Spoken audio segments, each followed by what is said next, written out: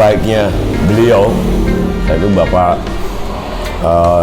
direktur di hotel itu mengambil satu tiket, satu bengkel, dan Pak C, tolong jangan ada cerita kayak gitu lagi, pokoknya kalau ada anak kecil bagiin. Saat itu saya ada PHK, sementara istri saya hamil tua yang harus lahiran, saya nggak punya kerjaan, dan saya udah nekat. Walaupun hari itu saya selesai hidup, tapi aku pengen nikmatin malam itu dengan caraku.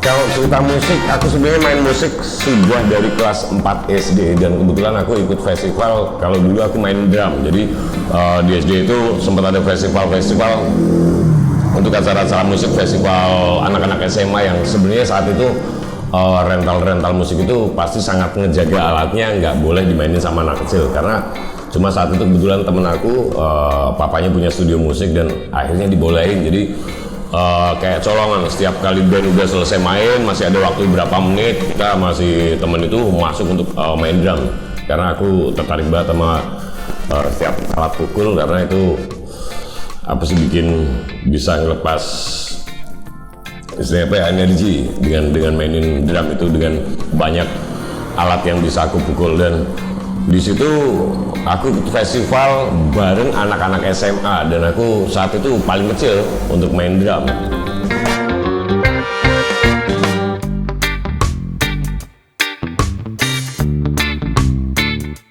Kalau mengenai musik sebenarnya itu makin nambah usia biasanya untuk anak-anak biasa mencari jati diri ya, mungkin istilahnya. Dulu apapun yang lagi tren pasti aku ikutin. Pernah yang main musik-musik punk, ya walaupun keterbatasan ya, kita nggak ngerti musik itu apa. Terus zaman dulu yang menginspirasi banget itu Slank. Kita berapa kali nonton konsernya Slank, akhirnya ngelihat sosok vokalisnya Slank sama drummernya itu yang benar-benar keren, yang bisa membius penontonnya, masanya, sampai akhirnya kepikir suatu saat aku harus main seperti mereka yang orang nunggu atraktifnya dan pulang dengan bawa cerita tentang band itu.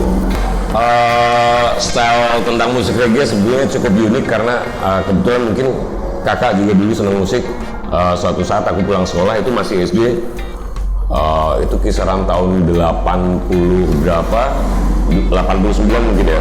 Aku lagi mainan biasa lah, mainan mobil-mobilan pakai tanah gitu. Nah, di permukaan tanah itu ada kaset yang hampir kekubur ya.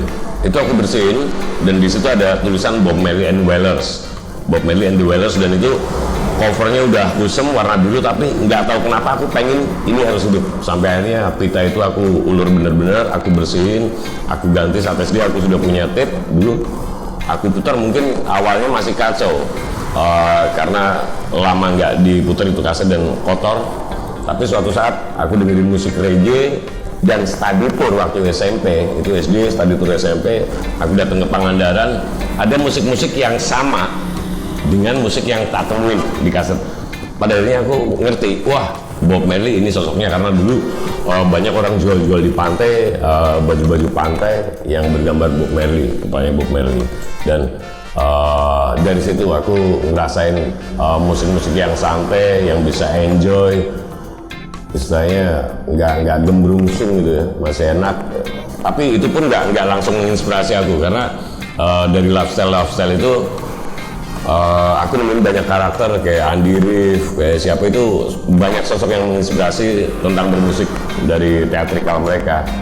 Sampai akhirnya kalau bicara style yang unik ya, karena dari kecil aku sangat suka sesuatu yang berbeda daripada yang lain. Karena dari kecil pun aku sudah ikut walaupun bukan les, tapi ada ekstrakurikuler saat itu, tari-tari Jawa yang biasanya anak-anak cewek, tapi aku tertarik dan aku berusaha untuk ikut, kadang menggantikan temen yang nggak bisa datang kayak gitu. Dan kalau masalah musik ya, aku main perkusi. Itu juga SD pun dulu pernah ada toko namanya Mickey Mouse, mungkin kalau sekarang super ekonomi ya. Jadi di pelataran depan itu dulu sering ada pertunjukan jual obat. Cuma di situ ada pemain kendang dan aku nongkrong itu buat ngerti gimana sih musik ini ya. Kalau inspirasi musik, mungkin kalau kita bicara dari dalam negeri, aku selalu suka sama slang ya, karena slang di era-era itu membawakan musik yang sangat berbeda. Ketika orang bermain-main musik yang agak cengeng, slang memainkan musik yang agak rock and roll. Terus kalau misal luar negeri, setelah aku lihat slang, ada beberapa stylenya kakak yang pakai dreadlock atau gimbal. Balik lagi aku inget, wah ini melody banget. Jadi ada unsur reggae, ska dan lain-lain. Tapi di saat itu pun udah mulai nyaman dengan style-style yang seperti ini.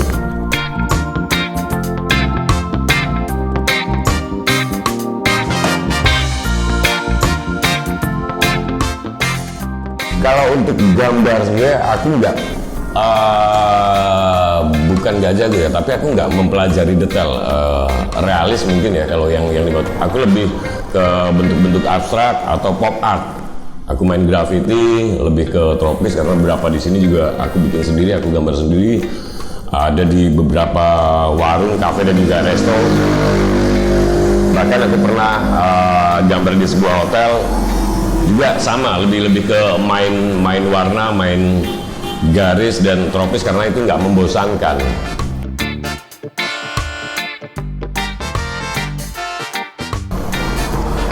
Kalau untuk idealis, sebenarnya dari dulu pun saya nggak pernah idealis dengan karya ataupun musik yang aku bawain. Cuma kalau untuk aliran-aliran pop art, aku lebih ngerasa nyaman karena setelah lihat hasilnya pun, ya tadi aku bilang nggak membosankan dan cenderung ke warna-warna pastel yang memang di mata itu adem. Jadi seolah bikin aku lebih adem dalam menikmati karya itu.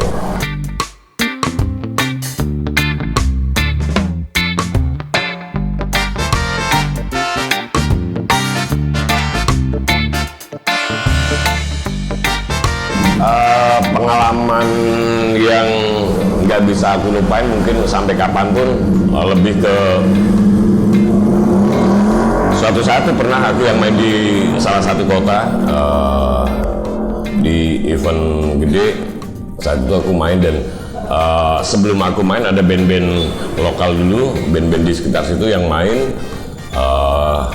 Ada salah satu penonton itu yang berusaha untuk naik ke stage dan mungkin beberapa orang di situ terganggu, termasuk panitia dan juga dari keamanan, mungkin dipegang terus diturunin paksa, dan aku ngeliat yang kayak gitu tuh nggak seneng ya. Pada akhirnya pas orang itu berusaha untuk naik dan naik terus, walaupun dia sempat turun, ada perlakuan yang mungkin memaksa dia turun dari panggung. Cuma pas giliran aku main, kejadiannya keulang lagi. Dia berusaha naik, beberapa skor itu udah deket, terus aku ngomong udah Pak, biar saya aja karena aku belum main saat itu. Aku angkat dari panggung, katanya, Mas Bro, mau ikut nyanyi atau mau ikut nari? Enggak, aku cuma mau nari-nari aja, aku mau enjoy. Oke, boleh taruh di samping, asal jangan ganggu player. Karena ada beberapa backing vokalku nggak nyaman, karena mungkin dia posisinya bisa dibilang lagi sedikit mabuk. Oke, setelah 1, 2, 3 lagu, aku ngeliat dianya udah ngerasa capek dan duduk deh. Pas giliran ada pergantian lagu, aku hampirin lagi, Mas udah capek, mau turun? Oke, tak turunin. Berapa tahun kemudian, aku aku main di kota yang sama, yang mungkin sebelum main musik pasti aku dandanan ala kadarnya, mungkin pakai kaos-kaos sobek, celana belel, cuma pakai sendal jepit karena aku ngeliatin anak-anak Jackson. Nah, ada cowok itu gendong anaknya perempuan, terus salim sama Om Pace. Om Pace itu baik ya. Mas Pace mungkin lupa sama saya, tapi saya nggak akan lupa Mas Pace ya. Aku nanya, loh kenapa Mas? Terus dia cerita, pernah nggak Om Pace main di tempat ini berapa tahun lalu? Aku nyoba ingat lagi, oke, 4-5 tahun lalu kalau nggak salah, di panggung yang sama dengan posisi yang apa. Oh bener Om, ingat nggak dulu ada orang yang bolak-balik naik panggung dan dipukul dan diturunin paksa. Tak coba kembali lagi. Oh iya bener, tapi tak angkat ya kalau nggak salah. Iya, itu saya Om. Saat itu saya ada PHK, sementara istri saya hamil tua yang harus lahiran, saya nggak punya kerjaan, dan udah, saya udah nekat. Walaupun hari itu saya selesai hidup, tapi aku pengen nikmatin malam itu dengan caraku, walaupun resikonya aku harus babak belur istilahnya, atau harus diturunin paksa, tapi aku dapat sesuatu hal yang lain dari Om Pace. Dan di situ aku nggak bisa ngomong nyesek banget, karena kadang kita nggak pernah tahu alasan orang untuk melakukan hal yang kita anggap aneh, gila, dan beberapa orang hanya menganggap itu nakal, tapi ada sisi lain yang sebenarnya harus kita cari tahu dulu. Dan itu pengalaman yang nggak bakal aku lupain. Dulu kepikir suatu hari aku harus punya itu, tapi pada usia sekarang bertahun kemudian aku baru nyadar kalau motor itu hanya sarana atau alat buat kita ketemu sama saudara-saudara. Entah waktu aku lagi nge-MC atau aku main musik, aku selalu pakai motor